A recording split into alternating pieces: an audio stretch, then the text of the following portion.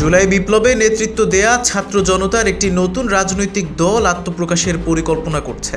দল ঘোষণার আগে 15ই ফেব্রুয়ারির মধ্যে সরকার থেকে পদত্যাগ করতে পারেন তথ্য উপদেষ্টা নাহিদ ইসলাম ও যুব ও ক্রীড়া উপদেষ্টা আসিফ মাহমুদ। আগামী জুন মাসে পদত্যাগের সম্ভাবনা রয়েছে আরেক উপদেষ্টা মাহফুজ আলমের। প্রতিবেদনে উল্লেখ করা হয়েছে, নতুন রাজনৈতিক দলটি প্রথমে আহ্বায়ক কমিটি ঘোষণা করবে, যেখানে নাহিদ ইসলাম সদস্য সচিব হবেন। দলের গঠনতন্ত্র তৈরির কাজও চলছে। বিএনপির মহাসচিব মির্জা ফখরুল ইসলাম আলমগীর ছাত্রদের নেতৃত্বে গঠিত রাজনৈতিক দলকে নির্বাচন কমিশন গ্রহণ করবে না বলে মন্তব্য করার পর নাহিদ ইসলাম জানিয়েছেন, তিনি রাজনীতিতে যোগ দিলে সরকার থেকে পদত্যাগ করেই তারপর যোগ দেবেন। এ ঘোষণার পর দেশের রাজনৈতিক অঙ্গনে আলোচনা শুরু হয়।